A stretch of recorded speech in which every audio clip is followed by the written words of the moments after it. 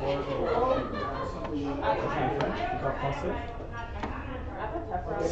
in like school, like learning that, yeah. I would use Duolingo for the first few. Yes. Great. Exact.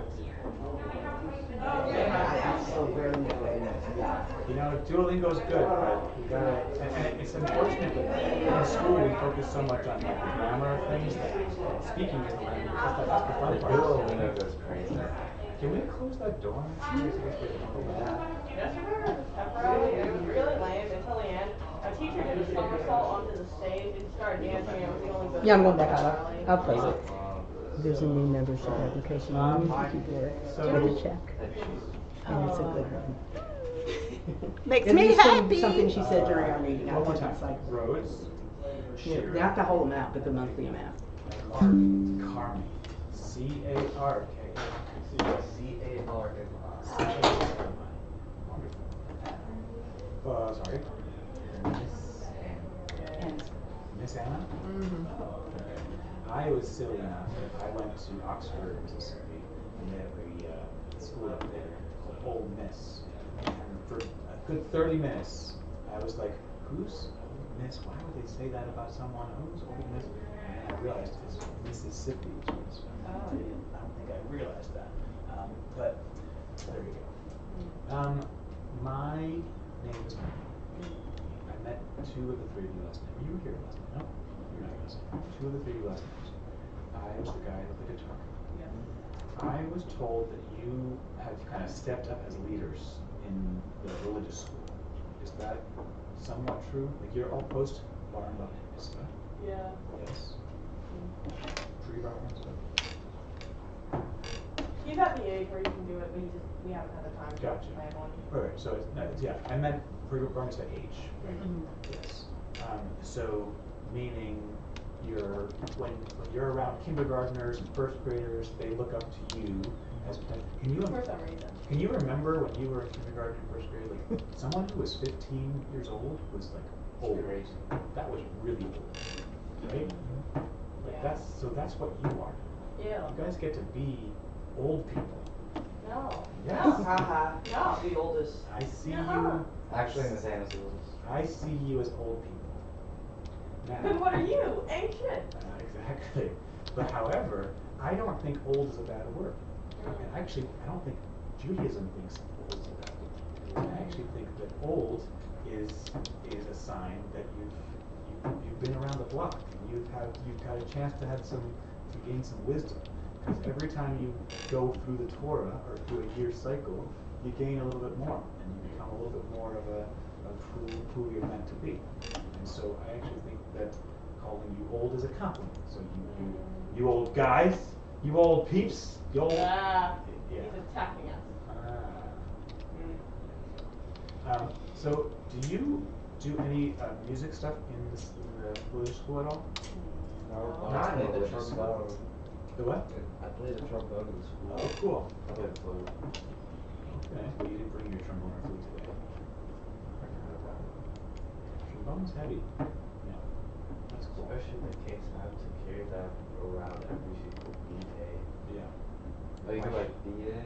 Yeah. Our days are A days and D days. Why D? Because D days start with D period.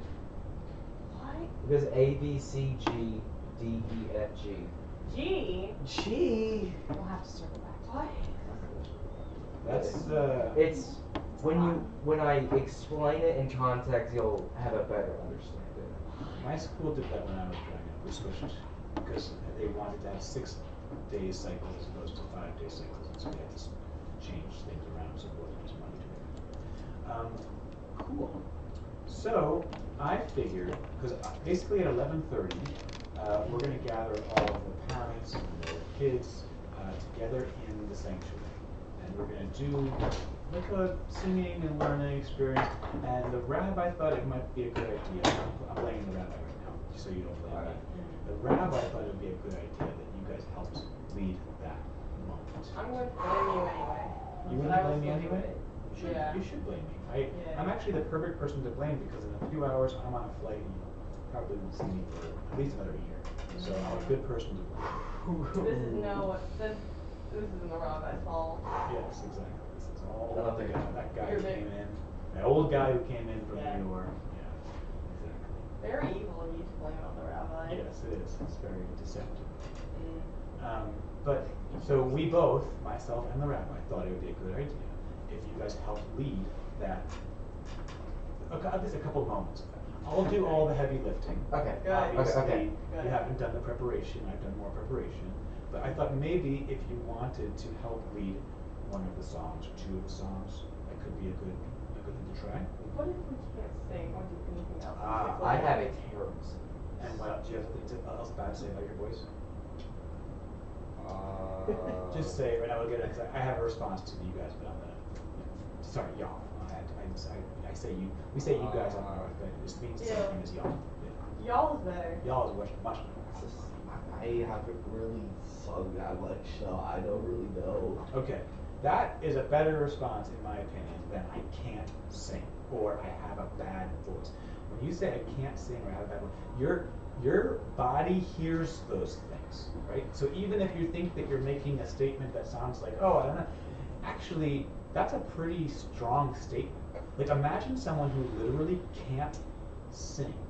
That means they Like they're wouldn't. mute? That means they wouldn't be able to like produce air. They wouldn't be able to like move the vocal cords in their throat. You know, that's a very serious allegation or statement to make. And actually, I think that oftentimes what happens is we're embarrassed to sing, and then or we're uncomfortable singing, and then we just don't do it enough. But imagine have you ever seen or been in a church and everybody's just singing along?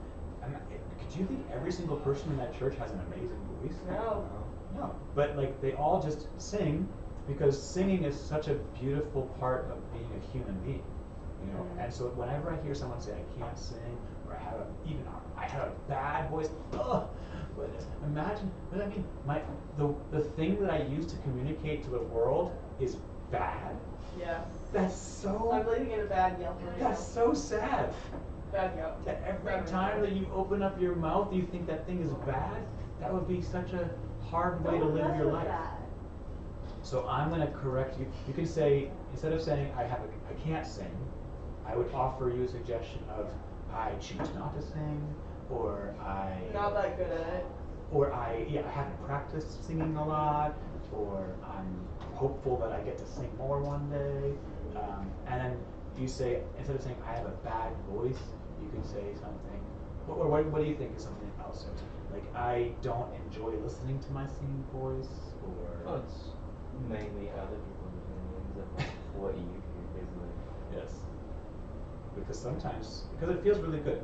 Basically, there's something really good about the feeling of singing together in a community, and it's one of the joys of gathering together in a Jewish community is we get together and sing songs. It's one of the more joyful parts of being together. So what I'm hearing you say is that you prefer me to do all the singing. I can attempt, but I love that. That's a I way better. I can like if I know it, I can. You can share I the can line, attempt. like they do with prayer. I'll do my best. These are Good much answer. better statements. Okay, now we're actually getting somewhere. Okay, very cool. You want to So, know a fun fact about the voice? what? Y'all know how like everybody else hears a different voice than what you hear? Yes. Yeah. If you put your hands right here Yeah, to your or like ears, the like recording. This is what my voice sounds like. That's like that's the I sound like that nerd closest. emoji. This is what my voice sounds like. This is what my voice sounds It's like. the closest. Oh my god, this is what my It's voice different. sounds like. This is what you're hearing my voice be. If you It's probably add- more like this way actually, but this way you're. I heard. You hear it this way? If you add yellow to the chairs, they would look like Perry the Platypus. Huh. There's also a house that kind of looks like Perry the Platypus because it's very that color, but with like yellow shutters and a brownish roof. Well, the roof isn't that brown. So we're gonna see how much time we have. I have in about 10 minutes or so. We have adults coming here for adult learning program. So what are we doing? We have 15. We have 15 minutes, right? So we're gonna maybe have a chance to do 2 songs together, but let's just practice one of them. And we have a couple options. We could have me do all the singing, and you just be up there and just kind of No, I think I want to that's what attempt do this. anyway. I think I want to attempt this. I'm not just gonna stand there and I'll- stare like last night. Like that's just awkward because you just have Yeah. so many people looking. And at last you. night I was like holding the candle and it kept melting onto me. Like Well, here's wow. another thing. We talked about leadership. Okay? Also, So- you can lip sync. So, but here we. But who's Could you voting imagine for yours? if you had all of the kids in the religious school growing up thinking I can't sing? That would be a hard thing. That would be hard for them, right? Or they shouldn't So we- attempt to do it. Or they shouldn't have had to do it. But you guys have an opportunity to be leaders right now. And so what it means to be courageous is actually just to be a little bit scared about something in your heart, but still continue to try to do that. Right? That's what courage is. And then you can show what a model, you can be like, oh, I'm not really good at this thing, or I don't think I enjoy doing this thing, but I'm going to model doing it so that the kids in the school grow up thinking, oh, I'm someone who could enjoy singing. Does that sound like something that we'd be? That was a Sigma sentence. Wow. Wow. Sigma? Think about it. Like that That sentence was sounds goaded. That That sounds like a run-on That's- sentence. You that need sentence serious was and confident goated. there. Goated? Okay. Do you know what any of those Greatest of all words time. Greatest of all time? It. Do you know what any of the? Do you know what Sigma means? You don't need to. It's bad word. You lost. It is. It's a horrible word. I No, hate the It's the brain Greek rot. alphabet. Rose, you lost You 10,000. It is. It is a horror. It is. I hate Rose, skipping you lost stuff. 10,000 aura points just because of that. He gained 10,000 aura points. Okay, and He stole your 10,000 Yeah. aura points. Never It's a had negative it. aura. Negative aura. Let's get to the song. New world. I apologize. Thank you for teaching me all of these things. I do see. Question: how old are you? I'm wonderfully old. How? Magically Numbers. old. Numbers exist. Use them. When were you born? I'm probably the age. If you flipped your age, I would be that age. So like You're 51. 41? You're 51. You're Oh. 41? You do not look like 41. I thought you were like mid-20s. See? Why No, would you have maybe- such gray hair then? Like I think Stress, I see like stress. like 30s. I mean, See? yeah, you What are if his doing aunt had? so What if much his aunt stress. had gray? I mean, like it can happen. Stress happens. So exactly, you can look this good too when you're 41. That's what I'm saying. Okay, here we go. There's actually, you might already know the words, and if you don't, there's actually not that many of the words, so it's actually pretty simple. And what I was saying is, we can get up there and all sing it together, and I'll have the microphone, you won't have a microphone, so that's gonna also. That'll give me yeah. less stress. That'll give me less stress. That'll make it a lot no easier. gray hair for. As long as you're singing along with me, I'm not going to put you on the spot and have you sing by yourselves, right? So as long as you're singing with me, that's good. One second.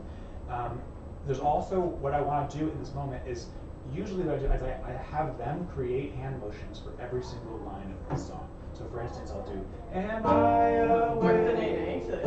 Am I prepared? Are you listening No. to my prayer? Can you hear my voice? Can you understand?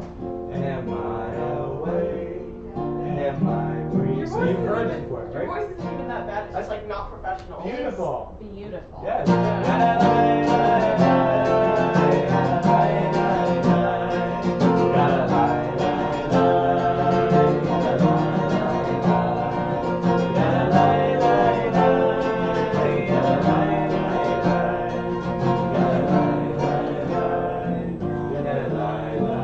Great. We do it because it's fun, because it feels good, because humans have been doing it actually before we even started speaking words, we sang. Right? We made music before we actually had language. Everything So was it just musical or opera originally. it not what felt cult is. good. It felt good to do this, to sing, and so that's why humans sing. So here's the other thing. Humans also like to move. And so what I often do is we sing the song, right? And there's a chance that the kids might already know the words, right? But we That was a lie. we make sure, yeah, well, at least they can do that. We make sure that they know the words. And then, what I would love for each of you to do, because usually I do this when I don't have other leaders with me, but it would be kind of cool if you helped ask them, hey, can someone give me a hand motion for what we can do with our bodies for the words, am I awake? Right? So instead of me saying that, you can go up to you can either offer a hand motion, or you can ask one of the kindergartners to try to create it themselves. What if one of the children suggests you yes, Absolutely not. Oh, I'm yeah. gonna say They're No. anxious, but they're gonna be like, it'll be something super. And so, I can do the first one so you can see what an example of that is, right? I'll be up there and I'll ask for a suggestion for something that people can do with their bodies, or am I awake? And then someone will raise their hand, and then we'll say, yes, you can do it. And then we'll say, and they'll do something like this, right? And then we have everybody in the room, the parents and the kids, mimic that same body motion, right? So then you're gonna have, am I awake, right? And then everybody in the room does that, right? Then we call on someone else, and someone else and we say someone else, hey, can someone else give me a hand motion? So what I would love for each of you kind of to help kind of pull that out of the kids, right? Because the word educate, actually from the Latin root of educate, there's an e, and then a duca, right? So the duca part means to lead, and the e part means to take out.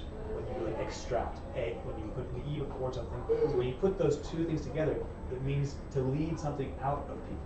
So when you're educating people, you're not putting something in someone's head, you're actually pulling things out of people as they already know, right? So your job is to help pull these things out of them, because by the end of the song, we'll be able to have the whole room doing, am I awake, am I prepared, is what usually people do, something like this.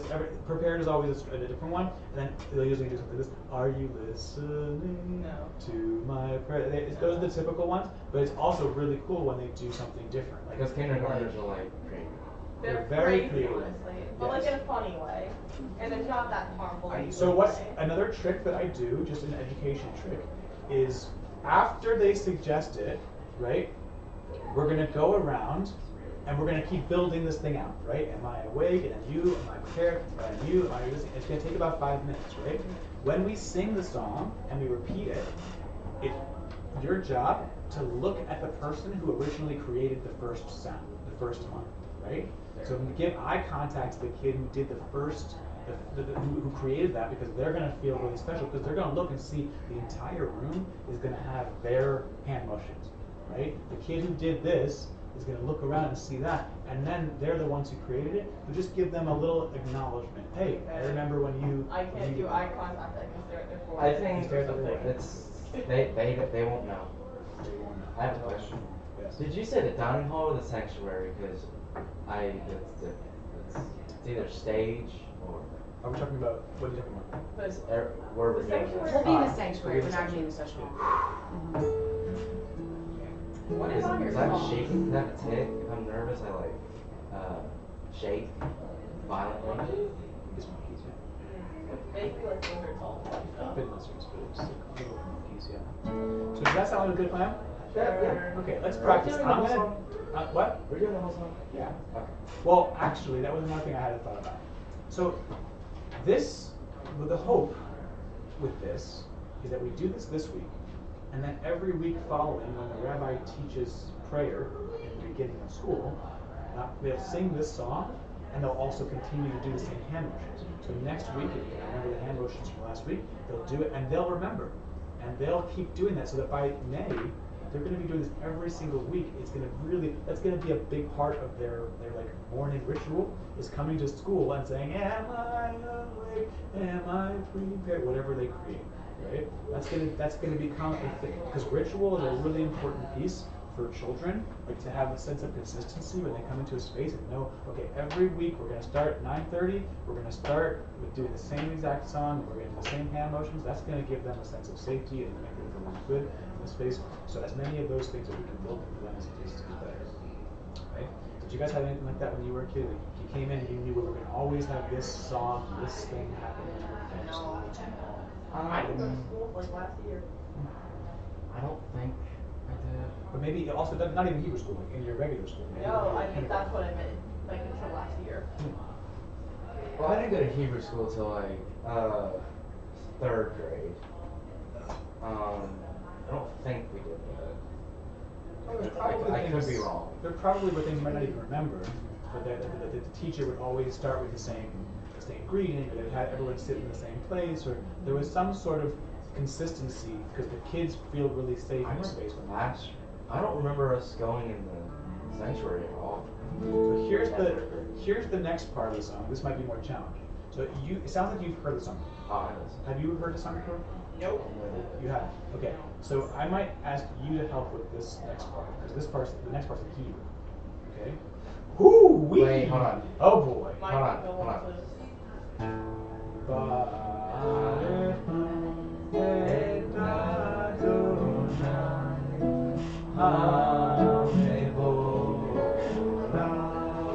Sounds pretty good.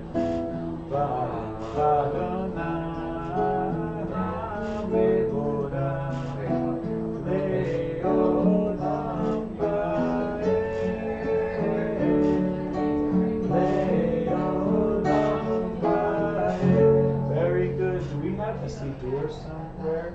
We're actually going to need the Siddur. I know it's supposed Somewhere We need we'll have a one. bunch of them for the adult learning program. Oh, Okay. right here. Gotcha.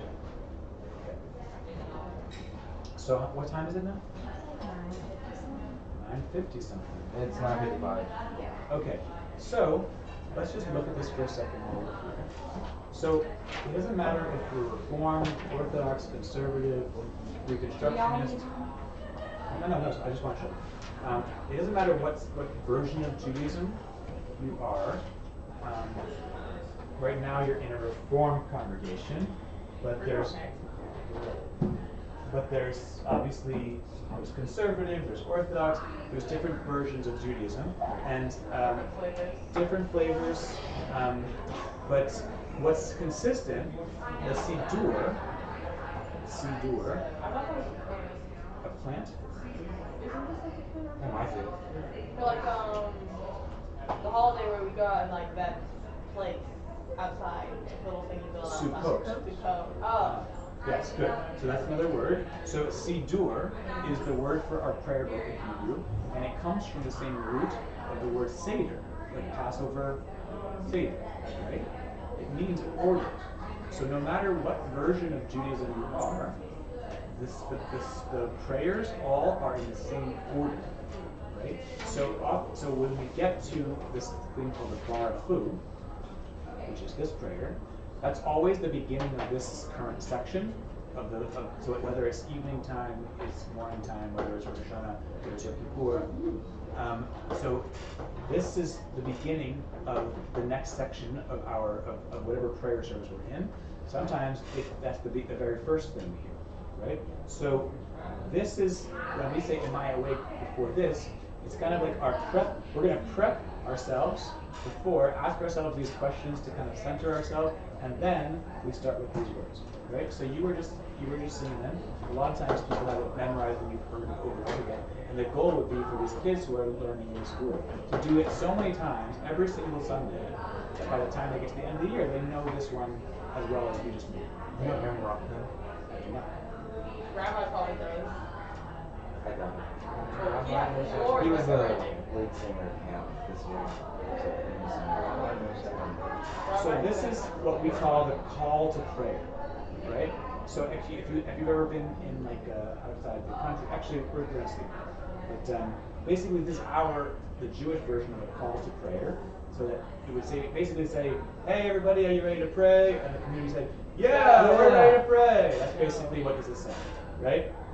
But the words don't necessarily say that. The words say, "Baruchu Adonai Baruch," which is praise God, to whom our praise is due, right? And then Baruch Adonai Baruch Olam Va'ed, we say, praise God, to whom our praise is due now and forever. How would we break that down? That is pretty impressive, right? I don't know. Or he's not, and he just memorizes the Okay, well I can read it. It says now and forever. So That's impressive. So you could read it in the Hebrew, right? Baruchu bet resh chaf vav, right? Or you can read it in the transliteration, whatever is more comfortable for you at this stage of your learning, right? But this is the very first. What's another prayer, just off the top of your head, that you know, like that you just know we have? What's another prayer? There you go. Very good. So if you look at this word right here, it says Shema uvirchoteha. Right? So this is Shema. The name of this section is sometimes referred to as Shema uvirchoteha, which means like the Shema and all of its blessings that surround it. Right? Because the Shema, you can see how they lay it out here, is pretty central. Yes. That's so they decided to lay it out real big. They killed several trees for it, yes. But so they're saying that the beginning of that section, the bar of food, is one of the is one of the things that are surrounding our most sacred prayer. And then afterwards, what comes right after the Shema? Israel. Yes, that's the last word. Very good. There's one of the words. Yes, Shema Israel. But how about the next prayer right afterwards? Prayer. So we're using Shema Israel. What comes right after that? Then we sing Ve. Wait, I know it. A hint. This is a hint.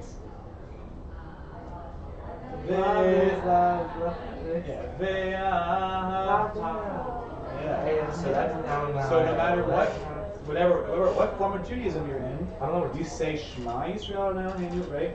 And then you turn the page and you get to Ve'ahavta, right? That's all part of the Shema U'Ve'chateha music, the Shema and the blessings that surround. So the Baruch Hu is the beginning of that section, right? And the Amaya Awake is like a little interpretation that I wrote right before we lead into it, right? Does that sound good? Not good. Who's there? Bar. Ooh, I like where this is going. Bar who? Please rise to the bar. Oh yeah! That's a great one. Service is just the rabbi saying, What time is it? sit I got down, that get from up, Rabbi sit saying. down, get up, sit So down. we'll see what happens during the actual concert. But thank you guys. This was a lot of fun to spend the time together. Army. We're staying Rose. here for adult education. Oh, you're staying we're for adult staying. education? We are. Oh, look at that. I would say. We are indeed. Snacks will be provided, but y'all have to What is adult education? It's What is adult education anyway, huh? That is a great question. It's where you Adults don't. Adults Are don't we need edu- oh, we're educating them, or are they educating us? We're educating We're each all other. being educated together. I'm scared. Me too.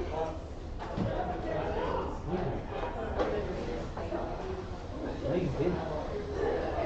It's him to done do it. All right, I'm gonna probably be right where you are right now. So if I can When you turn this on, all you have to do is go online I could be to more. YouTube to change the name. You, How many people do you think we're gonna be? More than 1, 2, 3, 4, 5, 6, 7, 8, 9, 10. I didn't put remember how Rosen used to put the day and the date and who was right. conducting and that kind of stuff. So we'll go into our videos. Double check. If there's someone who we can employ to bring a couple more of these And then we go to live. Yes. And Carmi then and Rhodes. And so Carmi and Rhodes, we you just probably hit will the need pencil. 10 or 15 more. you gotta have it streaming before you do this. But just, Stream it before. yes, because see, it's on. I'm streaming and I just hit the pencil, edits, and and then type it in, and then it'll tell you aren't finished. You have to go down here and mark Whether it is or is not. right, and then you save, and it's good to go. So what did we do yesterday? Can you see what we did yesterday? Well, I can change yesterday's. So let me go back to, Shabbat morning services? No, that's not right. yeah, look right here.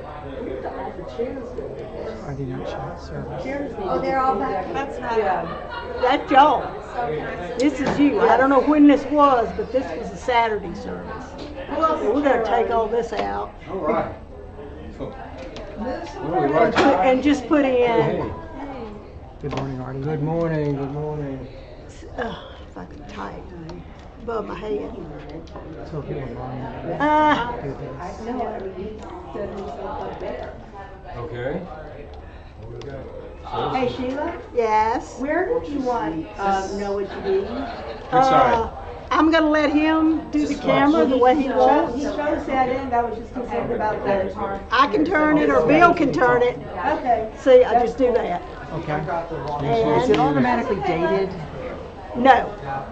But I don't know what date this is I pulled up. I don't know if it's this Saturday or some random Saturday. So that's why I just put that in there. But you can put the dating and you can put here. See now that has to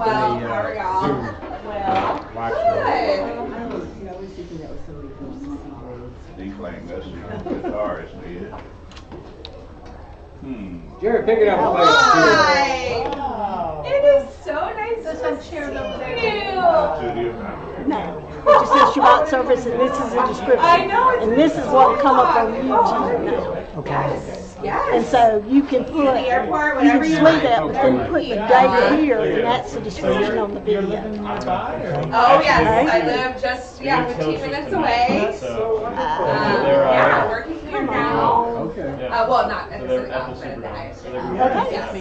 Trying to get yourself the bagels and coffee. I love it. And see, I did this last night.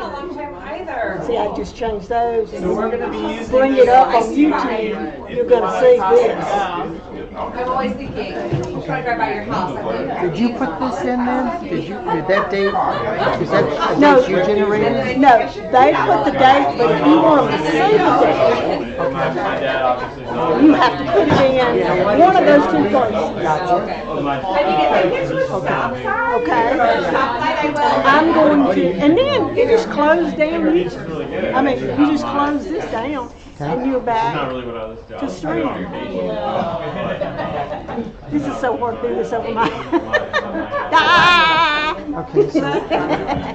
All right.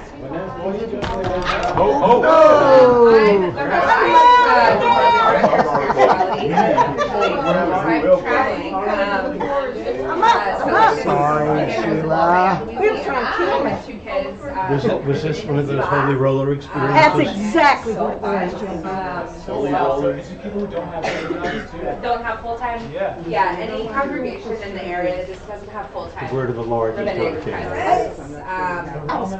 Yes, exactly. If you There's speak a lot in of tongues, in Auburn, Texas. you have officially applied. Sorry, other side. No, Noah was in my Travis school class for a year. Yes, yeah. Noah escaped. Our medical school dropout. I know, right? I know, we have to get a picture of us, because I'm gonna send it to our whole class. Yes, we have a WhatsApp group. No, she's in Kansas City where she grew up. As often as I can. The day school there. Like some weekends I've got like Doing next weekend I'm engagements. on, 4 kids. like Oh, this is the dream. This is what she wanted. Yes. every Sunday, every Friday night. And hopefully Saturday. Let's gather. How many more people do you still have coming? Are you still outside? I was going to be here, but is that what people typically leave from over there? Sam. Put more chairs here? Sure. Yeah. Okay. Yeah. Oh, that's not for us. That's for them. I think that feels like right. Yeah, because I'm standing. Right. There are cameras that way. So yeah. result came back. The tumor's down 95%. Are we expecting more people? I'll be here as often as I can. Where I feel most at home, for sure. Well, because we're. What's going on, Joel?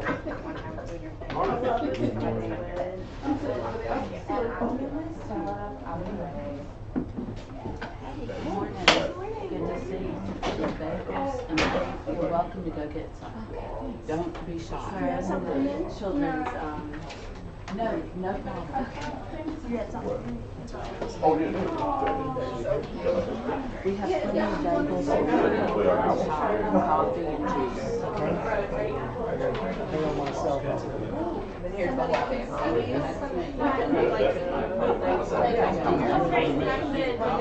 Yes, sir. Yeah, the dad who's conversion. It was yeah. Tracking cross country. Please sit here. I'm not saving this. 5 p.m. Oh, no, Debbie's sitting right here. Oh, is she okay Yeah, with Debbie's that? here. Yeah, yeah. I thought I saw her. Maybe the 1500 if they, So I'm going to pull out all of the thin ones. I'm going to pull them out, and I can exchange them for the thicker ones, if that's okay. Sure. Because it's going to get confusing in terms of page numbers. So.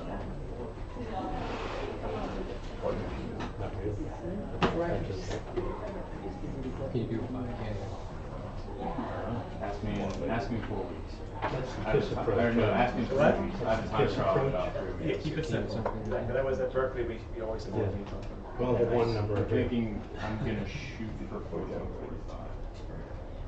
We'll see. I may run I think I'll go under 15 then. All right. Well, my name's Noah. I am so grateful to be here. It's really been an honor the last few days. Thanks to the ISJL, I've been allowed to kind of roam around different communities down south, and I've been just really enjoying being down here, learning about the community. Who here has kind of been in the South for a very long time? Yes, that's what I was hoping for. Sometimes I go to communities in the South and it's all expats from the North who kind of moved down south. But it feels like we're really here, right? That's beautiful to me. I grew up north, so I know everything, and I will tell you that I know everything all the time. And that's something that I really enjoy doing, is actually telling you how to feel. But no, I'm really I don't know. I want to be able to spend more time down here. In a way, I feel a kinship with this community. I don't think I have a stick book. This is okay, I think we can share. There's a couple extras over there, and I think that we probably can also share as well. And if you want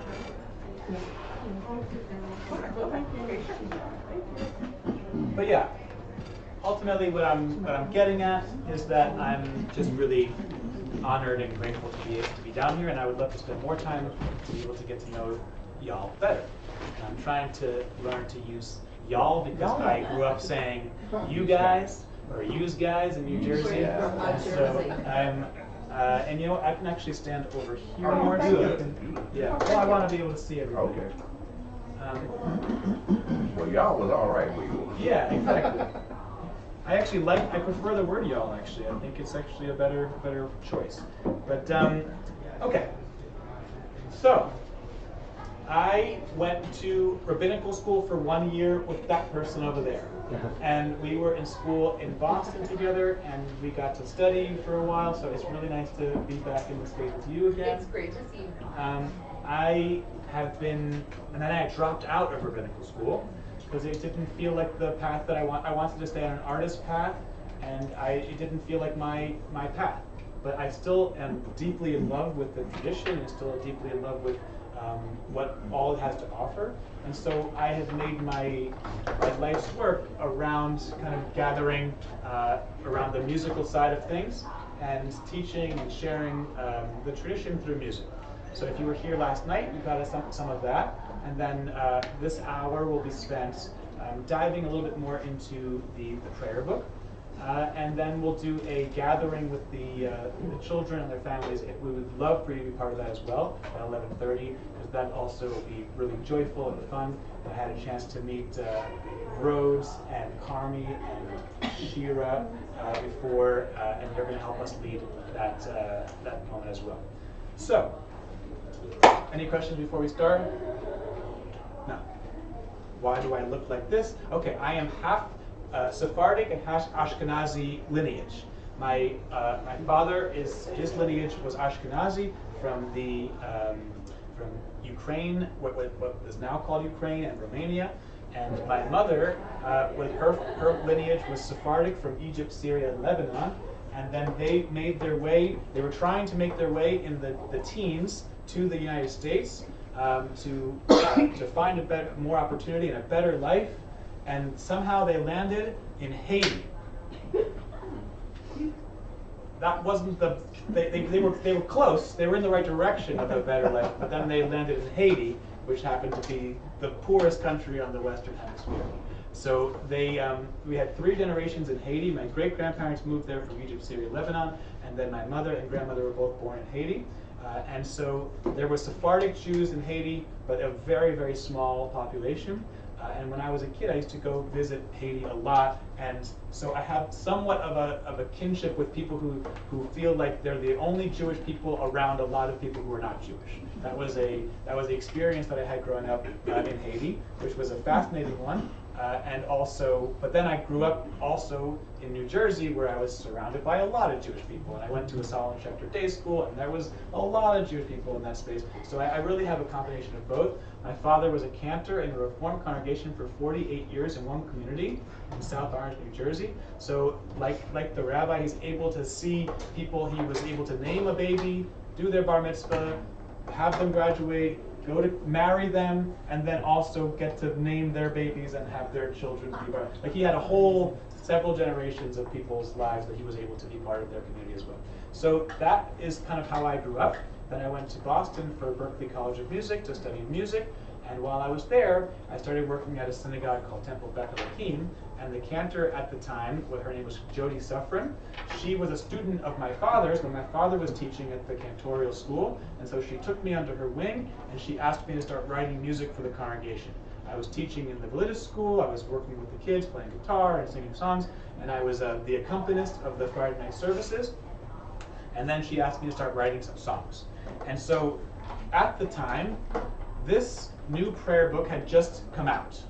This, have you mostly been reform movement for most of your lives? Yes. So you'll remember that this is the newest edition, and before this one, we had something called the Union Prayer Book. Ah, yes, I see it out there. We had the Union Prayer Book, and we had the Gates of Prayer, right? Among other ones. I think that this is a really beautiful evolution in a theological perspective, and we're going to get into that. But at the time, this was relatively new, and so what I was set out to do was try to write some music to the poems and the English interpretations on the left side of the page, and try to lift them off the page just the way that we use music for the prayers on the right side of the page. I was commissioned to write music for the left side of the page. And so this workshop will be a little bit of diving into some of that music together, and also just talking and discussing a little bit about the theology around it. Any questions yet? What a talkative bunch. I have a question though. Oh, yes, Rabbi. At the end of this wonderful weekend with you, if people wanted to know more about your music, or like your album, The Left Side of the Page, where would they go? That is a great question, Rabbi. I'm not a plant. Well, Rashi says, if you follow the Rashi interpretation of where to go to find this information, Rashi would say that you should probably go to www.noaharonson.com. Now, how did Rashi know that the internet would exist 500 years after Rashi? This is the question. So that's why we need, the Rambam came in afterwards, and he said, actually, okay, sorry. And Rabbi Salem says if you subscribe, you can get emails from Noah Aronson regularly, which have all kinds of great information in them, and they're very fun. Subscribe to the newsletter, and then the Rambam also said that you can click on this QR code, and you can download the QR code and all of these things. That's what the Jewish tradition suggests.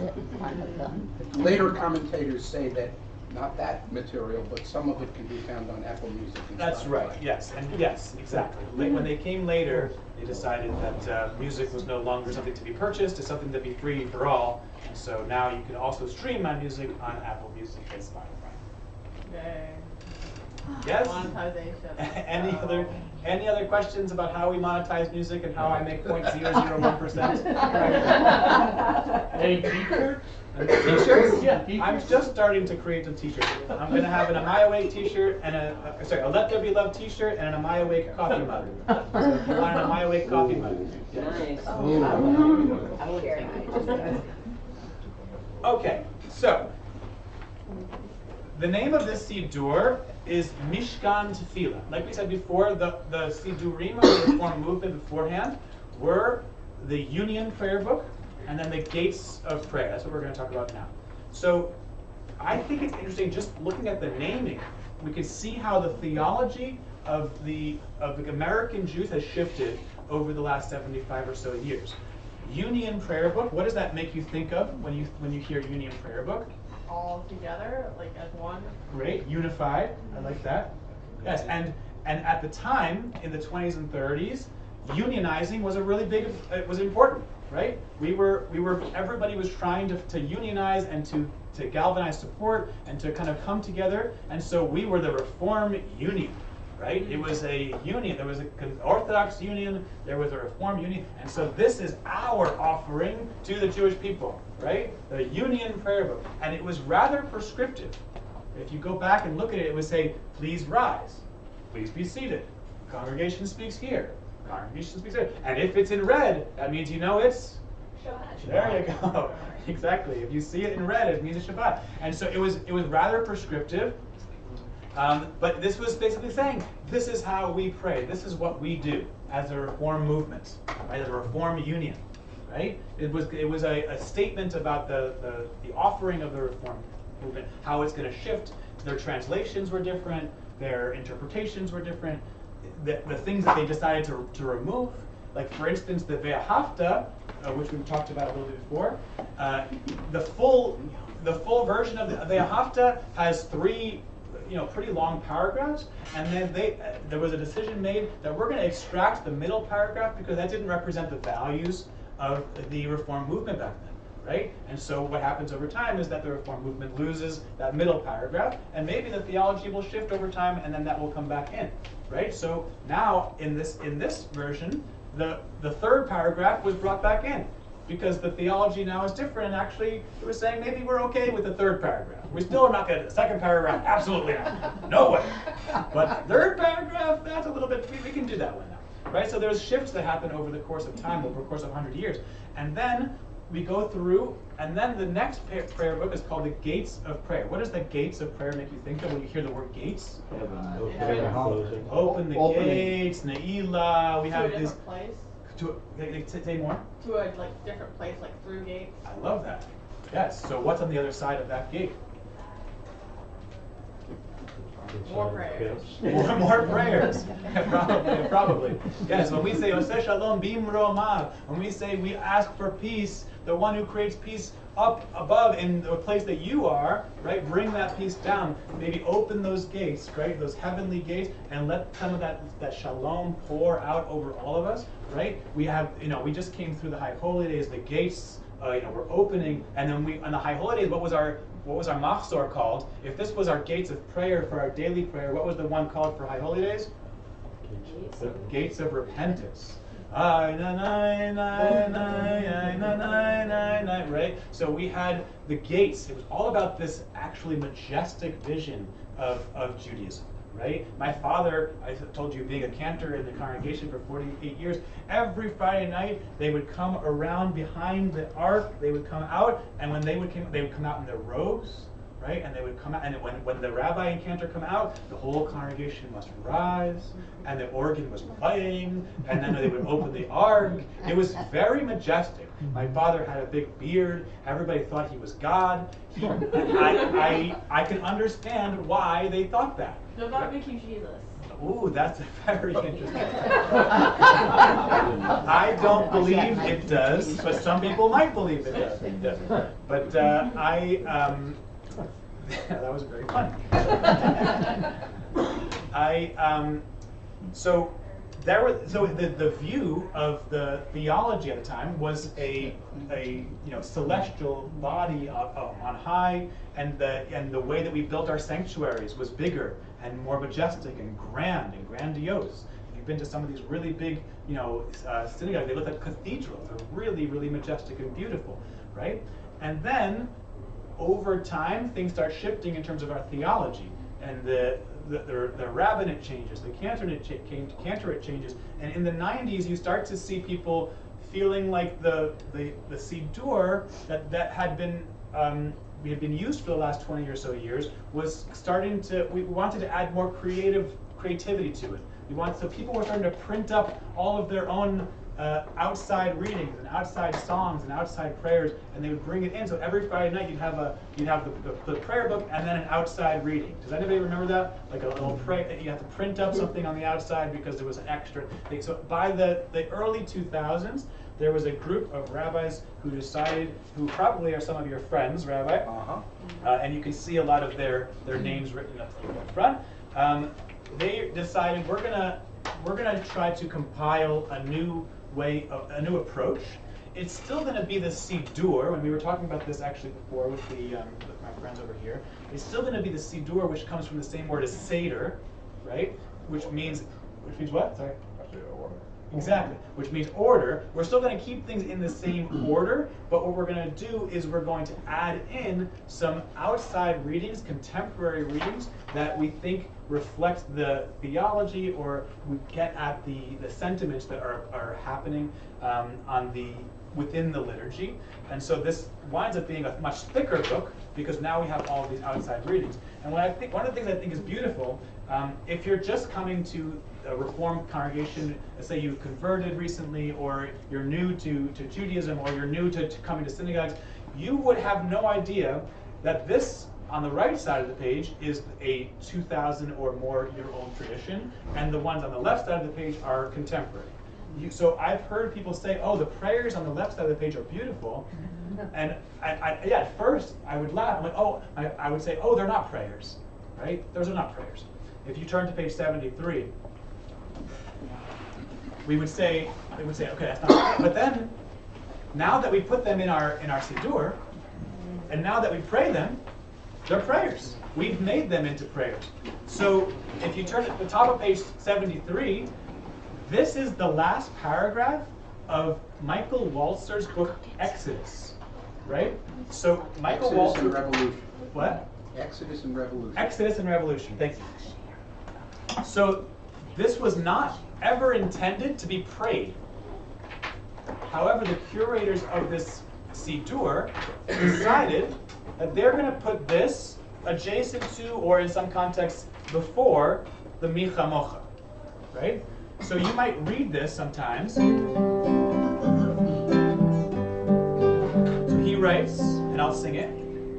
Standing on the parted shores of history, we still believe what we were taught. Before ever we stood at Sinai's foot, that wherever we go, it's eternally Egypt. That there's a better place, a promised land, and the winding way to that promise passes through the wilderness. That there's no way to get from here to there except by joining in, marching together, singing ya ya na na ya ya ya na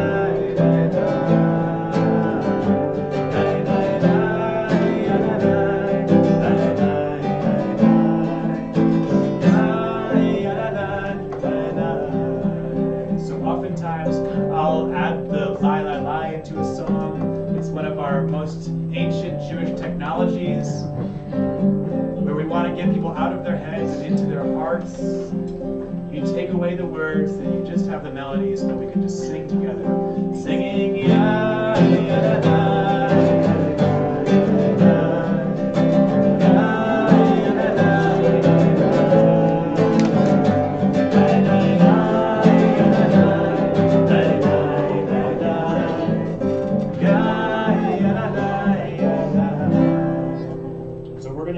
We're going to dive into this again, but just on the point of the evolution of this, right? So the name of this Siddur is now Mishkan Tefillah. Remember, we went from Union Prayer Book to Gates of Prayer. Union Prayer Book was about unionizing. Gates of Prayer was about God on high and a majestic version of Judaism that we get to kind of experience little bits of it, and then when the gates open, we get to embrace that connection from on high. Mishkan Tefillah represents a new evolution of our theology. Does anybody know what the Mishkan is? I know this is a Torah study group, right? Mishkan. Does that word resonate with anybody? Can't remember? That's okay. I've heard it Yep. before. You might need your Mishkafaim to be able to find it. But the Mishkan, does that sound familiar? It's say more. It's what was carried through the desert. Wonderful, yeah. Because we would call an Aron, right? And sometimes I'd make a joke that my last name is just son of a closet. But an Aron is more of a fixed place that we keep our Torah. The Mishkan was the movable tabernacle, right? That we were given the 10 Commandments, and then we had to keep them protected. So we designed this beautiful tabernacle, and everybody brought what they could, right? Everybody was bringing their own, whatever. Some people brought gold, some people brought dolphin skin. They brought a lot of really amazing things in the desert. Where did they find dolphin skin? But they used all of the offerings of their heart, right? And they took this Mishkan with them through the desert until eventually we got to the Holy Temple in Jerusalem, right? So that idea of a Mishkan tefillah, to me, says no longer are the prayers behind that gate, right, that we get to sometimes open and close. Now they're here with us. That means we can pray here in the library, we can pray in the sanctuary, we can pray in the parking lot, right? It's a movable tradition. Because, like, for instance, when I was up in Boston, I have a 20-year-long relationship with a congregation in Boston called Temple Beth Elohim. And there was about 15 years ago or so, we did a capital campaign, and we tore down the old building and we built a new building. It was a big, huge project, and we were, so the way that they decided to do that project was, instead of renovating the old building, it was, we're going to live and continue to practice in our old building, and the place that is our parking lot, that's where we're going to build the new building. And then when the new building is built, we're going to then have a dedication of the new building, and the old building will get taken down, and that will be the parking lot in the new space, right? And we didn't have to find a new space. They were able to do that because of the way that the land was laid out. It was a pretty interesting project, right? So, but think about that. For years, the place that we kept our Torahs, the place that we had bar mitzvahs, we had funerals, we had weddings, the place that we had our high holy day services, the place that we bowed down all the way down on Yom Kippur. You know, the place that we bring our prayers and offerings is now a parking lot, right? And the place that we now bring all of that was the parking lot. There's nothing specifically holy about this place or that place, except we bring our holiness to it, right? So this Mishkan Tefillah represents a version of Judaism that our theology has shifted, where it's now, okay, it's kind of choose your own adventure. Today, we're going to do the Michamocha, but maybe next week, we'll use these words, Michael Walzer's words, and that will be our Michamocha. And every single Reformed community that uses this prayer book can kind of choose their own approach. It gives the rabbis and the cantors and the prayer leaders a bit more autonomy. It's not like the Union prayer book and every single Reformed congregation is going to pray the exact same way. It is saying, these are the offerings that we have, and we get to each kind of represent that a little bit differently. Yeah. I've been using this prayer book for about a year now, and I had no idea that this left side were words written by someone that has a source. Do you know why they chose not to put a footnote right there, or? It's all in the back. It's all in the back. So if you go to the back page 690 or 690, okay. Every single reading has its source, okay. And who is the publisher and who is the writer. Okay. I had to, in making the album, I had to reach out to every single one of them to get permission. Right. Yeah. I guess, yeah, I was just curious about, I wish that, yeah, it's just someone who really wants to, like, credit people. Well, yeah, had no idea, yeah. They are all credited. Okay. It's just not written into not this just experience. Written there. Because I think partially because it's a prayer book, not a academic book. Got it. You know, yeah, and that's fair. And so I wouldn't want to be getting so cerebral during a prayer.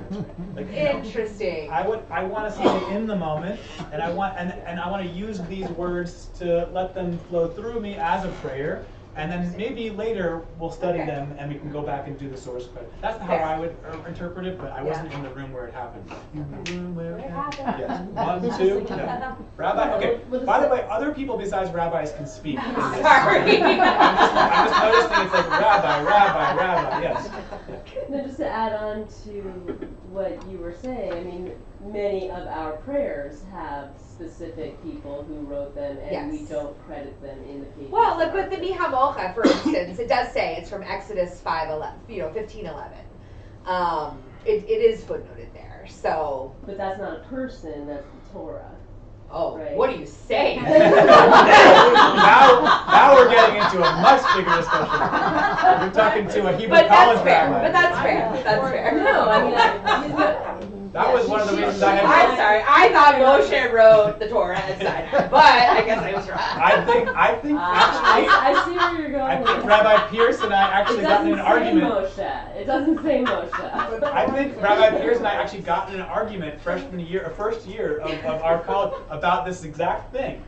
Because I wanted to believe that Torah was written by God and it was handed down, and Salem was already advanced at the time, and she was like, this was written by people. So we had a whole argument about that.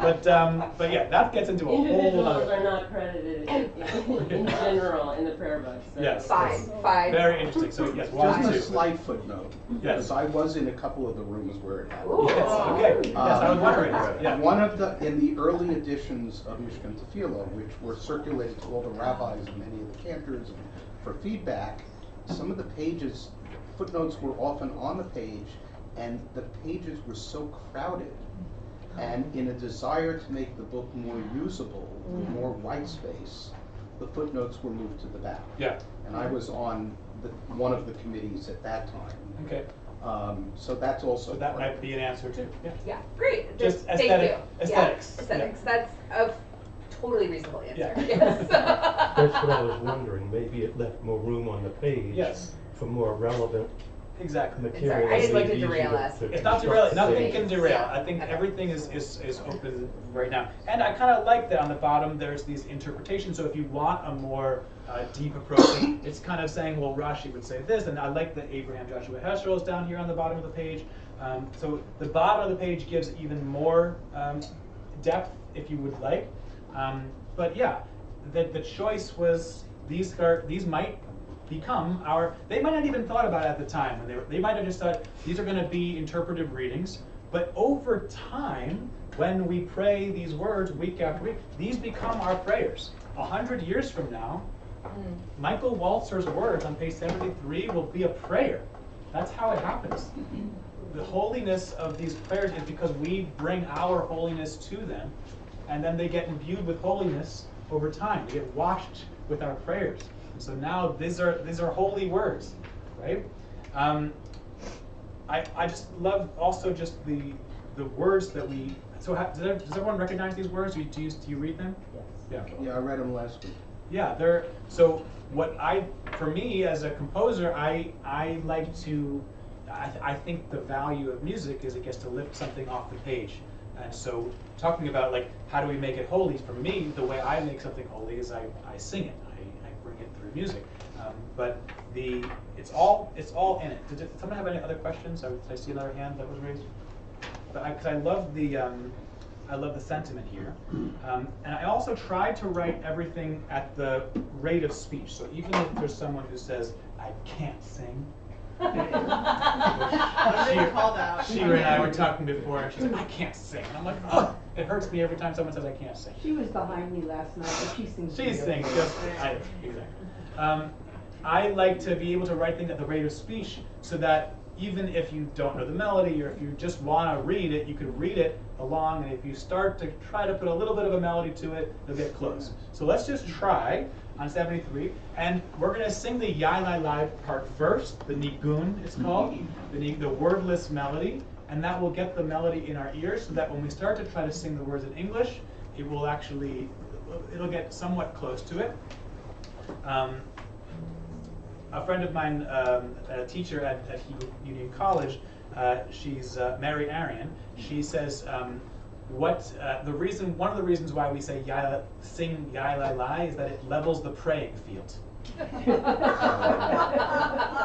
Not all of us are fluent in the Hebrew prayers, and professional prayers, right? So when we sing Yai Lai, it allows us to pray without being stumbling on the words, right? Because in order to get to the place where you have to do a lot of daily prep from a very early age to have these prayers be memorized, right? But it doesn't necessarily mean you need to have them memorized in order to pray, right? You can pray even if it's your first day praying, right? So the Yai Lai helps us extract the brain and go right into the heart. So let's try, we'll sing the melody first. Yai, ya, na, na, na, na, na, na.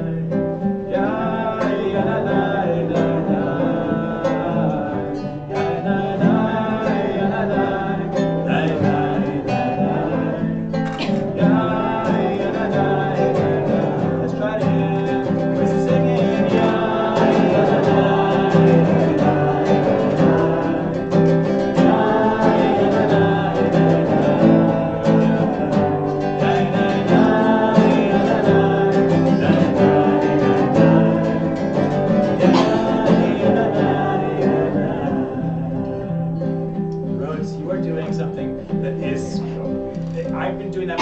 By the way, as soon as I hear music, I think it's one of the most Jewish things too. It's like one of our most famous Jewish dance moves is doing what you're doing right now. It's shuckling, right? It's the impetus to prayer. It's the sign that your soul or your spirit is starting to move, right? And the way that Jewish people have done this over time is this back and forth shuckles, right? It is deeply embedded in our DNA, and our ancestors have been doing this for generations, right? You hear a melody and it just makes you start to sweat, right? We can use that movement to stir the spirit and start singing these words at the top of page 73. Let's try it. I'll do it slowly. Here we go. Standing on the parted shores of history, we still believe what we were taught.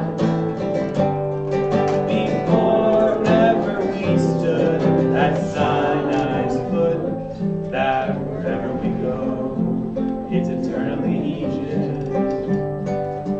That there's a better place, a promised land, that the winding way to that promise passes through the wilderness, that there's no way to get from here to there except by joining hands and marching together, singing Yai, Yai,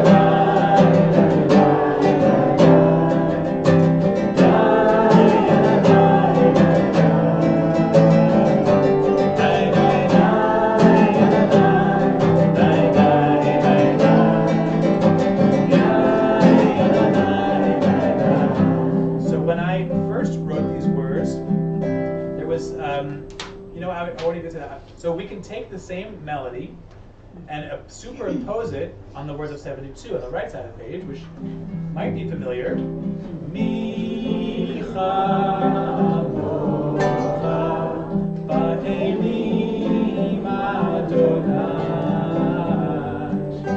Micha mocha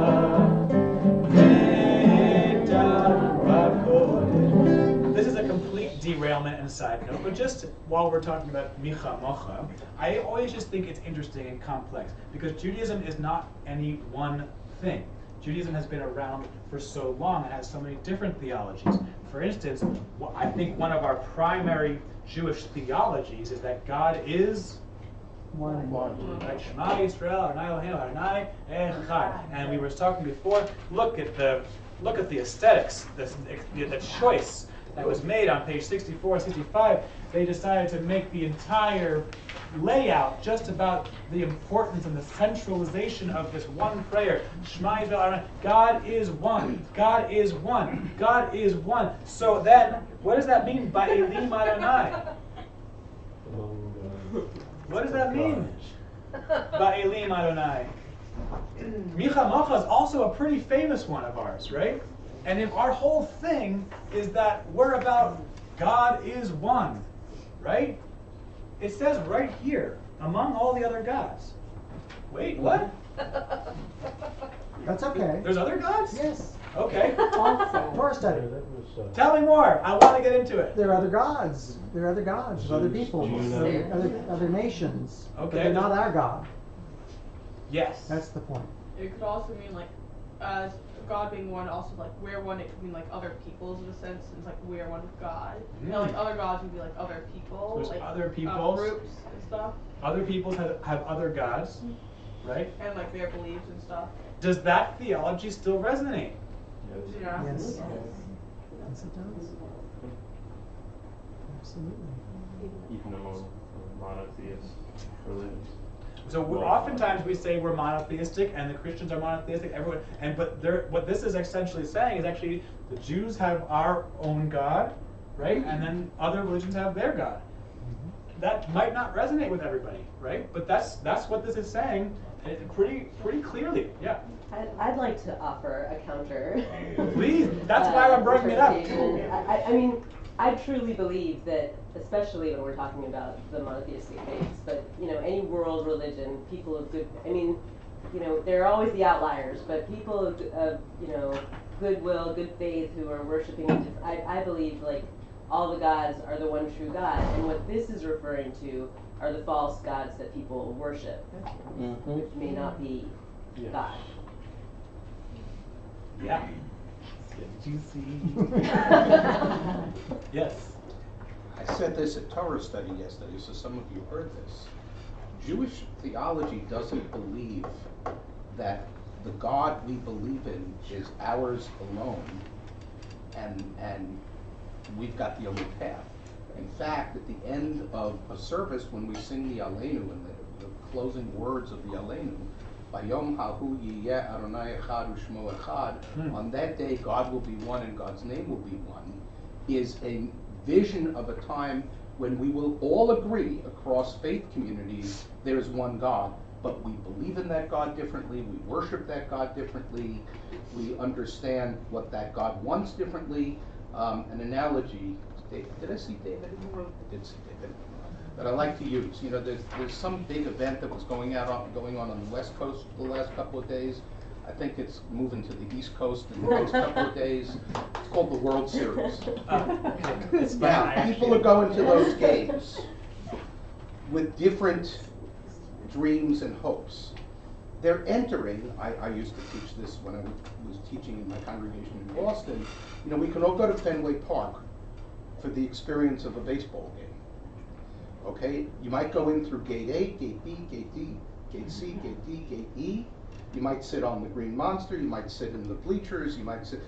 We're all there, we come in through different gates, but we're there for the same experience, but we're going to take different things away. And I think that relates to this notion of there's one God, but we're all going to get to God differently, and we're going to all understand and interact and integrate that into our lives differently. And I think that was the single most important offering of the Jewish people, at least in the last 2 centuries. That concept that it's all one, but yes, we all have different approaches of how we get there. Right?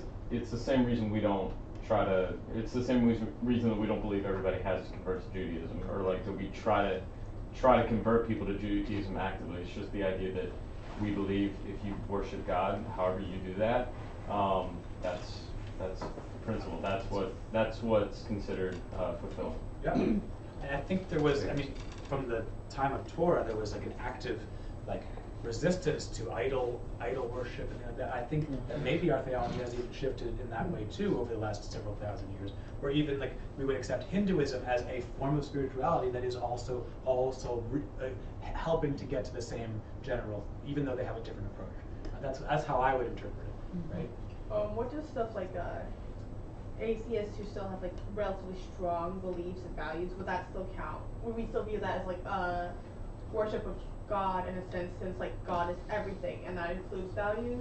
I guess would we interpret that as that? You have to decide that for yourself, right? I think everybody has to decide for themselves what they believe about that. I think the atheist would want very much for that not for believers not to believe that about themselves. And then but someone who's a believer would say, oh yes, of course you're part of all God's children. So it depends on who you're asking about.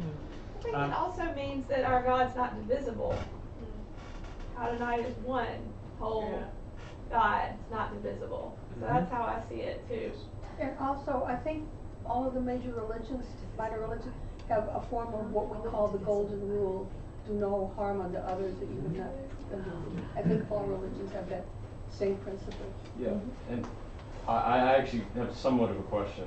So like on the idea that like God is one, Adonai is one, then it gets into the idea in Christianity of like the Trinity and like the Father, the Son, and the Holy Spirit, and like does that get away from worshiping God in a sense, or is that triune God, I think they call it. Yes. I think that I don't.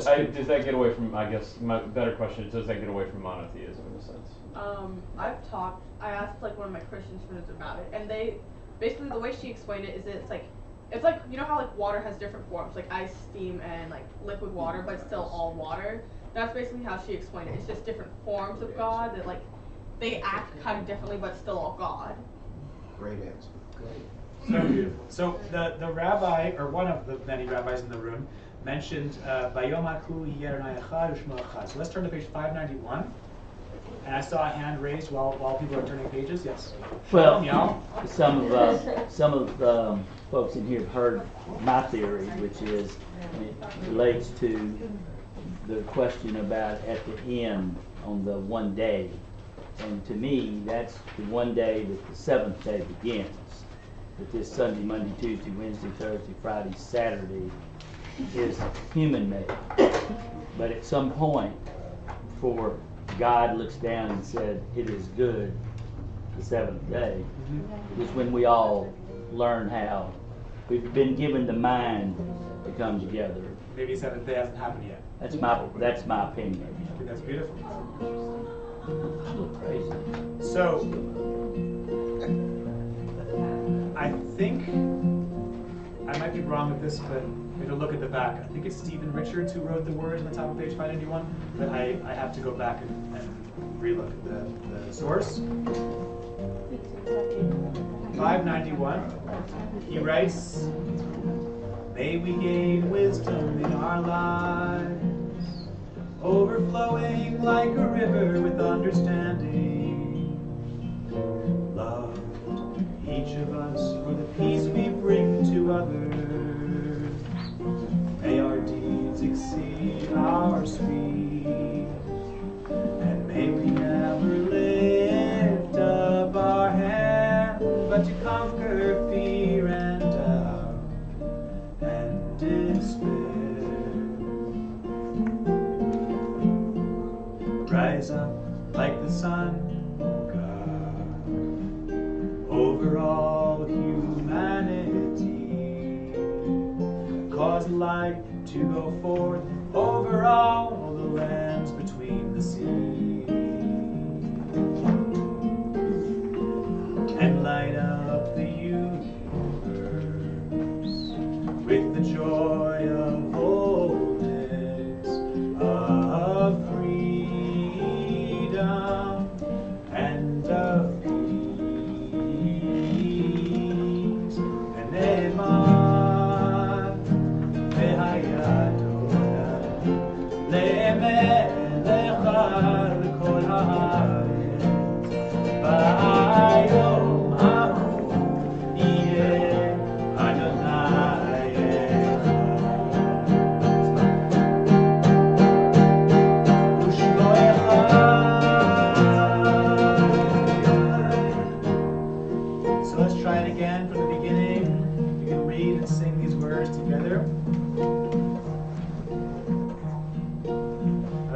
for what we would like the world to look like.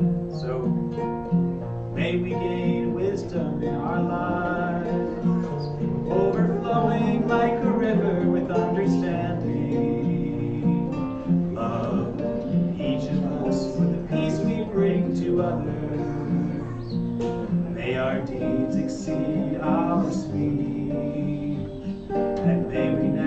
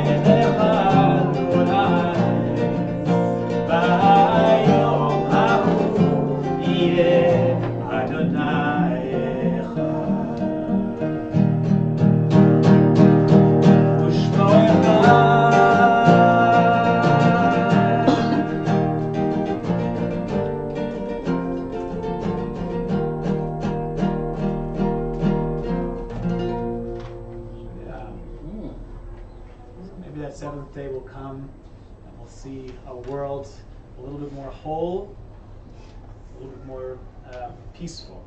Any thoughts? Things to share? Reflections? Want to hear more? I dropped a bagel on my prayer book. You dropped a bagel. That's probably not the first time that's happened. Or the first time somebody told somebody. Exactly. First time it was mentioned. It's definitely happened a lot of times. I think I managed to wipe it off for the most part. It's okay. It's like bagels and cream cheese are kind of like moisturizer for the seafood. It's good. It's good for you. Let's turn back. Actually, I've written a lot of these things, but we've got about 30 more minutes, or let's say we're going to end at 11:25, just so that we have enough time to get the kids in the other space. I have so many of these that I want to share. Well, we'll kind of bounce back and forth. There's one I wanted to share that I thought is interesting. It's on page 151.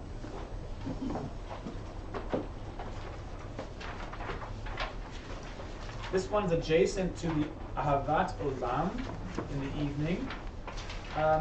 That basically the order, the Sidur, Seder of the, or that we call Matbeya, the order of prayer is often, once we start whatever it's the morning, afternoon, or evening, that the new section starts with Baruch Hu.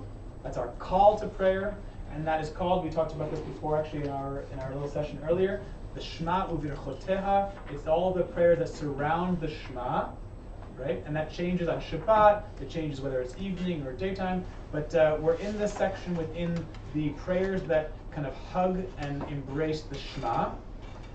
So the first one is the call to prayer, then the next thing is usually going to be about a God, like a big God that is the creator of all. And then the next concept is that big creator of all has a relationship with us and communicates to us through Torah, right? So that's the progression, right? We're calling out to you. Yes, we're ready to pray. You are the one that's really, really big and created all the things. And wow, that thing, that entity has a relationship with us, and we communicate through and communicates to us through Torah. That's our theology. And then the next thing comes and says that thing is one, right? And we have a loving relationship. Ve'ahavta, we will love and support and communicate to you, back to you through Torah. That's our trajectory, right? So we're in the middle of that section right now, 150 and 151. And I should have called this the center of the fold project, as opposed to the left side of the page project. But the left side of the page project sounded more enticing. It was a better marketing tool. But basically, when I went to Cantor Suffering, Jody, who was the one who commissioned this project for me, and that community, I came to her with all the left side. I had written a bunch of poems from the left side of the page, and she said this project is incomplete. You have to merge them with the right side of the page, right? So I had to go back and rewrite all of the songs and add in the Hebrew into the English parts, because she said if we're going to really make this into our own thing, we can't just disregard the Hebrew part. It has to be both. So actually, the project should have been, finding the middle or something like that, whatever. But I called it left side of the page. So the top of the page, this is Richard Levy. And one of the reasons why I took this one out is based off of the conversation, bless you, that we've been having.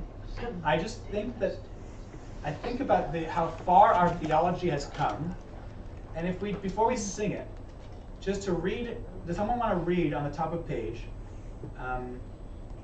what I would consider like a pretty bold thing to put in a Sidur, which is supposed to be where we put our prayers. Someone want to read the top of the page? Yes, Shira. Okay. As you taught Torah to those whose names I bear, teach me Torah too. Its mystery beckons, yet I struggle with its truth. You meant Torah for me. Did you mean Did you mean the struggle for me too? Don't let me struggle alone. Help me to understand, to be wise, to listen, to know. Lead me into the mystery. To me, this is Jewishness. I love these words. There's so much packed into it.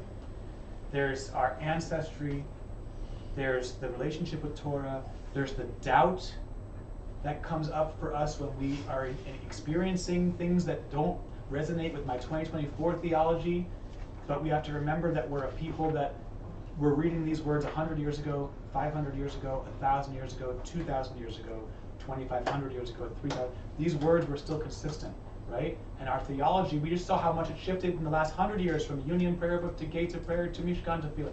If that's how much it shifted in 100 years, think about how our theology has shifted over the past 1,000 years or 2,000 years, right? So I love these words. As you taught Torah to those whose names I bear, to the other people who are the sons of the closet, right? The Aronsons from before me, teach me Torah too, right? It's mystery beckons, and that's something that I think that the mystery is something that I don't always want to unpack and try to understand which source. And this is again something that Rabbi Pierce and I had disagreement. When I went to rabbinical school, I wanted to believe in the mystery. I wanted to believe in the magic of it all, right? And maybe I was wrong, or maybe that was naive.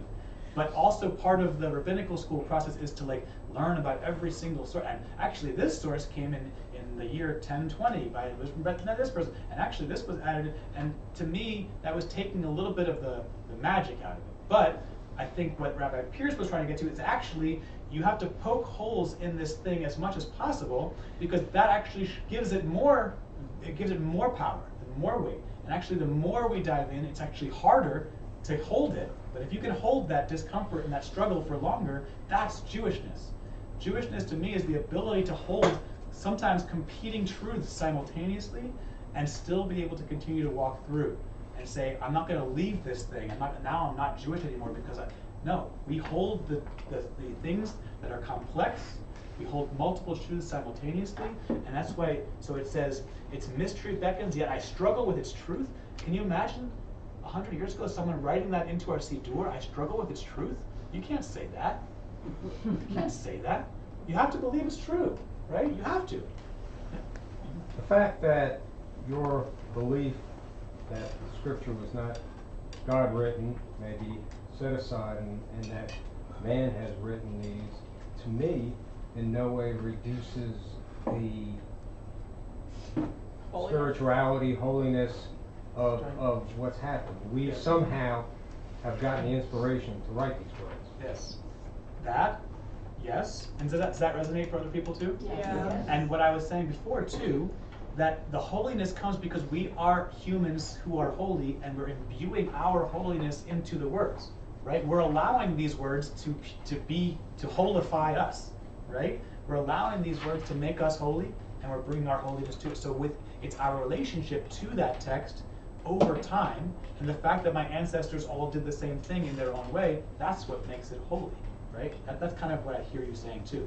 And also what I'm hearing you say is that the inspiration to write them is coming from a divine source, right? Yeah, that's how I'm hearing what you're saying. Yeah, but it's all of it. Anything else? Yeah. Yeah, I just want to get a little secular to that. I love what you just said. I have to say that my oldest daughter went to a Hebrew day school that was Orthodox. I went to Orthodox school when I was a kid, and I have a lot of friends of all different religions, right? And I have to say that in the Hebrew schools, even the Orthodox schools, they encourage the kids to question the mystery, and I find that that's something very singular about Judaism. Yes. That it's not kind of a forbidden that you have to believe. That's been my experience. Yep. The entire Talmudic tradition is that of let's unpack this thing and let's argue about it. Not argue because I'm better than you, but arguing actually makes us stronger, makes the arguments stronger. It's like if I just go around saying, I know the truth, and nobody is counteracting that, then my argument is actually weaker. I'm trying to put, in Judaism and Talmudic tradition, is like, I'm going to put out my argument, and I'm looking for people to counteract that argument, and then maybe that will strengthen that argument even more, right? Or asking for debate on that thing. Yeah. The French scholar Edmund Flegg, my favorite poem is "I Am a Jew Because," If you're not familiar with this poem, I recommend you read it, because one of the lines in it is, I am a Jew because it requires me no abdication of the mind. I am a Jew because it requires no abdication of the mind. We're supposed to be thinking for ourselves all the time. We don't believe in blind faith. What does abdication mean? Abandonment, give up, just no responsibility. Step down from the throne. Or surrendering your thinking and your free will to somebody else. That's abdication too. That we actually think it actually makes our tradition stronger when we wrestle with it. Yisrael, we are the God wrestlers.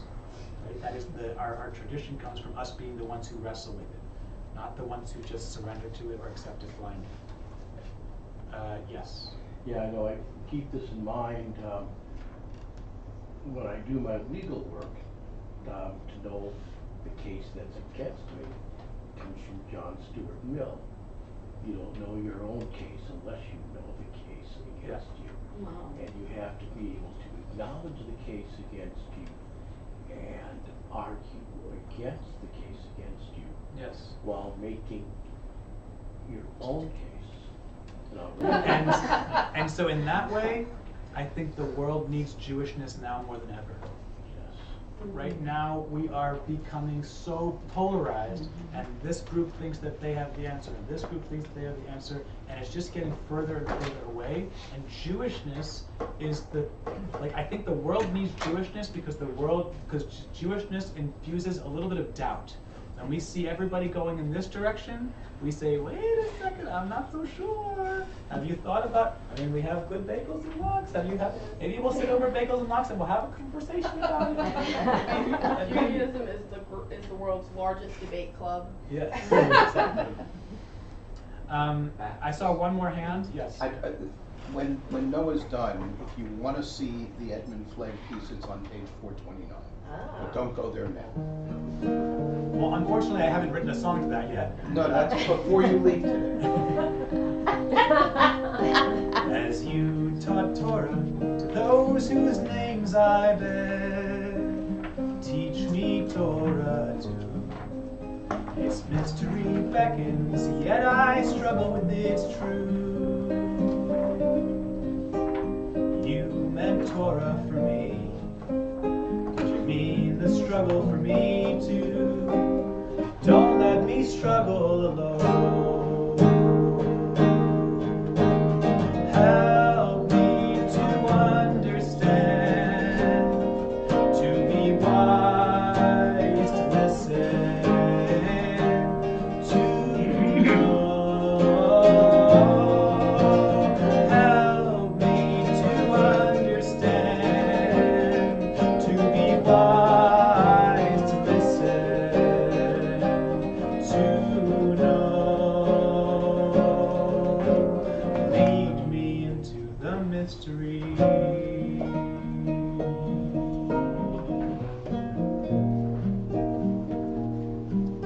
Ahavat olam beit Yisrael, amcha ahavta, Torah u'mitzvot.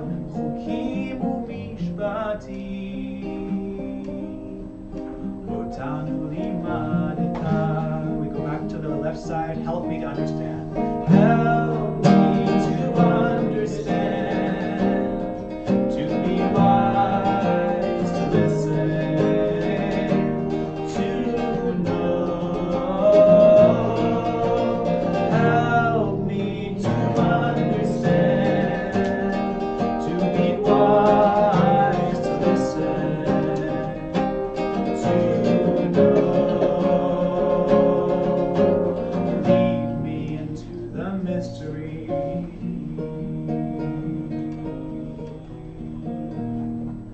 Baruch atah Adonai, Ohev Amo,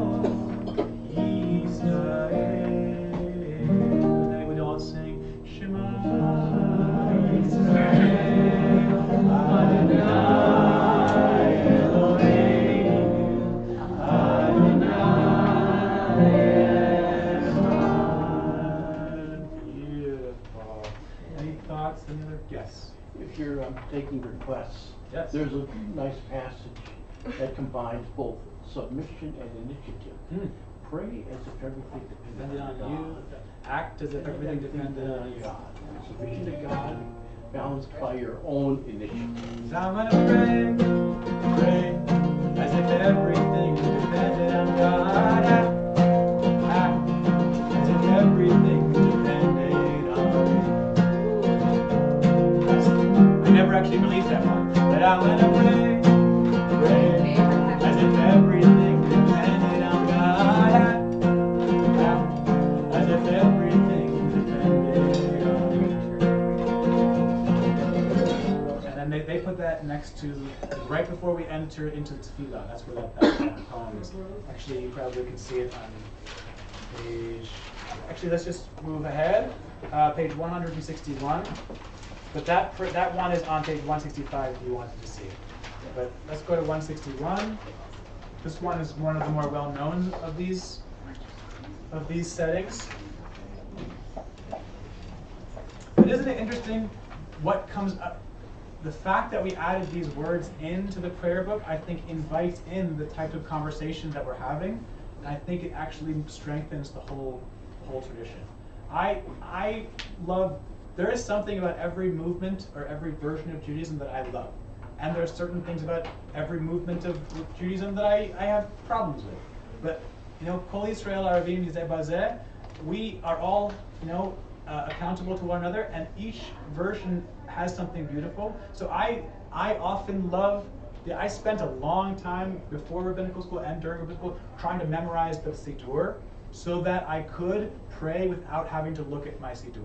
Like I wanted to be able to really have it memorized as much as possible. And I spent a lot of time trying to memorize. Like I was memorizing a script of a play. I was like really trying to memorize the prayers because that was an important thing for me. But there's also the beauty of letting that all go and just like taking one prayer and sitting with that one prayer for a day, a week, a month. You could, if you spent your year and say, I'm going to do one prayer a month, how much would that deepen your relationship with that prayer, right? Because from an Orthodox perspective, it's all about obligation. We are obligated to pray this many times a day, and pray these words, and do this. So it's about obligation. So that's beautiful, too. Having that tie, that relationship, that umbilical cord connected to the tradition. That's a beautiful thing. I don't want to disregard that. And also, taking one prayer and just deepening your practice with just one prayer is also a equally beautiful and meaningful approach to the tradition. We are a tradition we're not great at letting go. We're really good at adding on. We're not great at letting go, right? And so we can learn a little bit about we can learn from our Eastern brothers and sisters that taught us about the art of letting go, right? Marie Kondo. Anybody know Marie Kondo? Yes. Every time I throw something away or two things away in my house, in my room, it creates more space, and then maybe I can bring in one more thing, or I can just have more space and enjoy the space. Yeah. Bring more things in. Or bring more things in, yes. So we might have time for one more after this, but for right now, let's just see 161 and 160.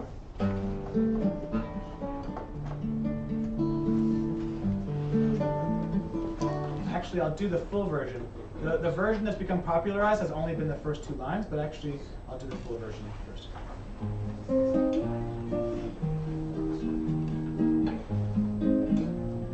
Starting on the left side. Let there be love and understanding among us. Let peace and friendship be our shelter from life's storms. Try it again. Let there be love. Let there be love and understanding among us. Let peace and friendship be our shelter from life's storms. Adonai, help us to walk with good companions, to live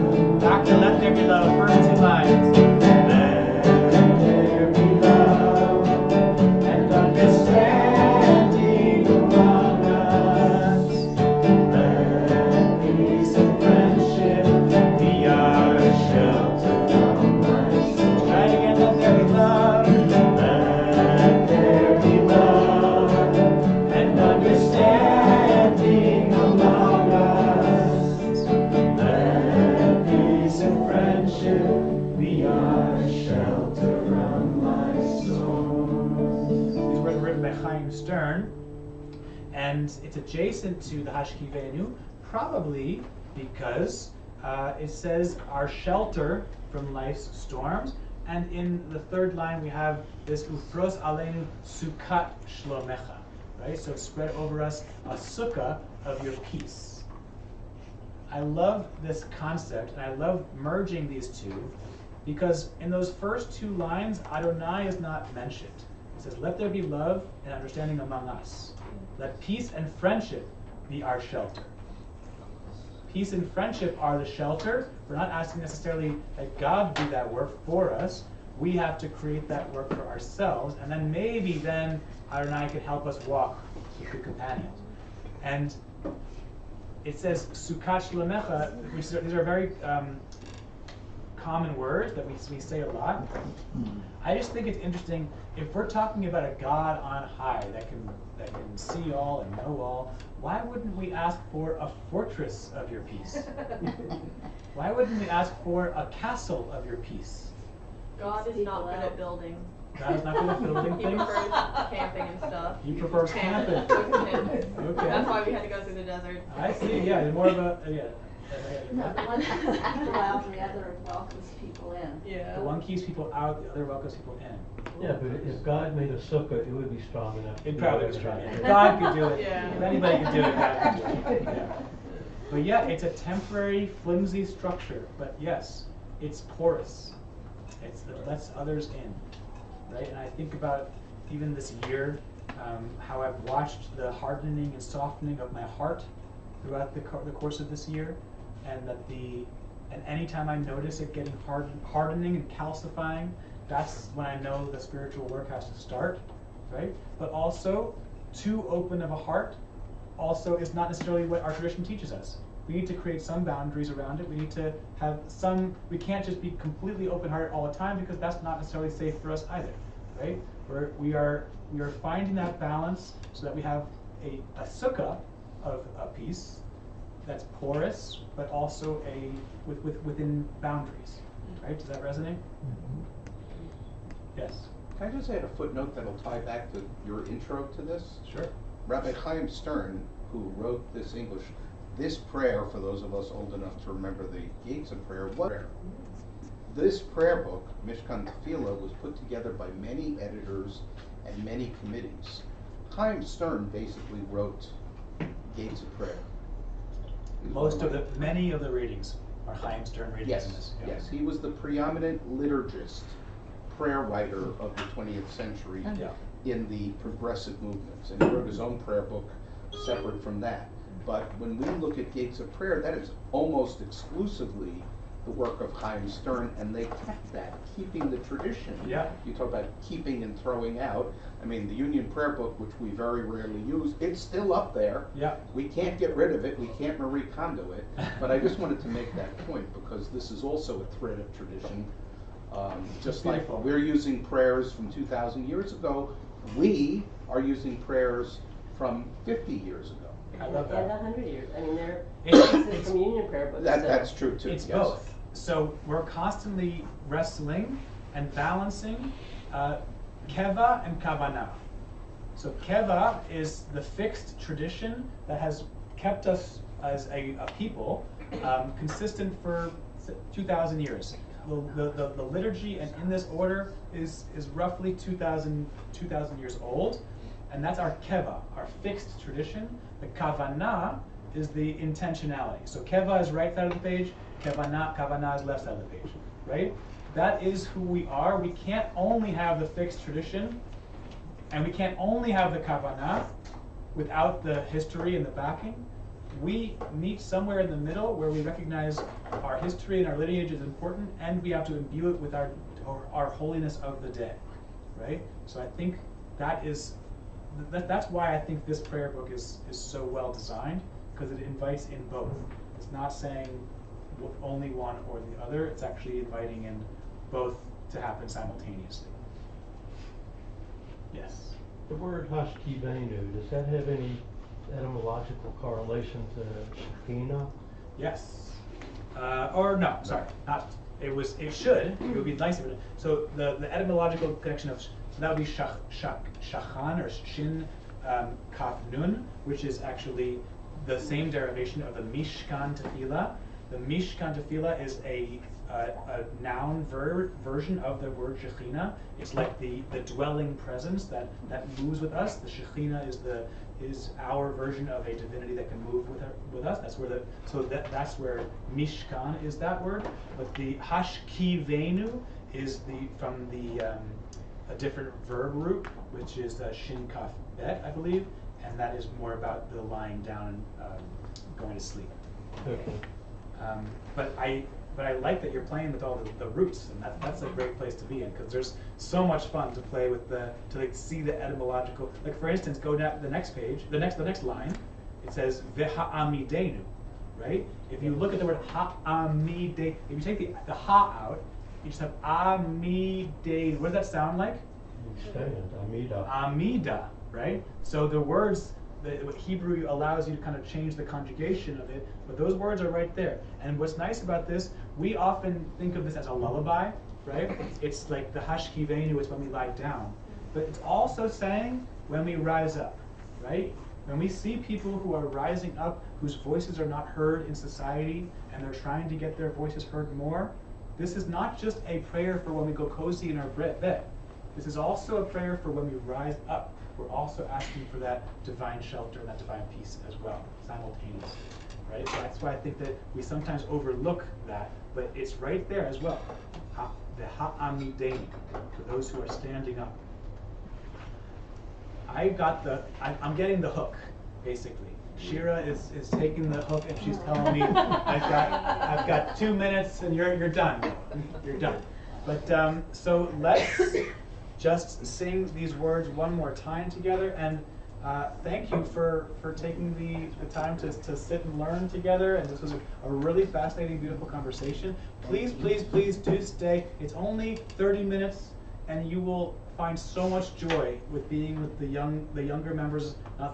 So we're the young at heart, and they're the young of age. But I think that it's really going to be beautiful to be together all and singing together, even if it's a little bit sillier than this was. So thank you for taking the time. Let's sing "Let There Be Love" one more time together. Let there be love and understanding among us. Let peace and friendship be our shelter. One more time, let there be love. Let there be love and understanding among us. Let peace and friendship be our shelter from our souls.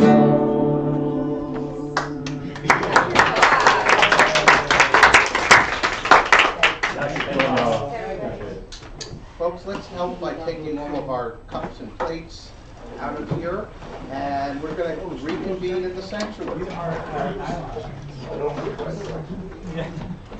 I have a good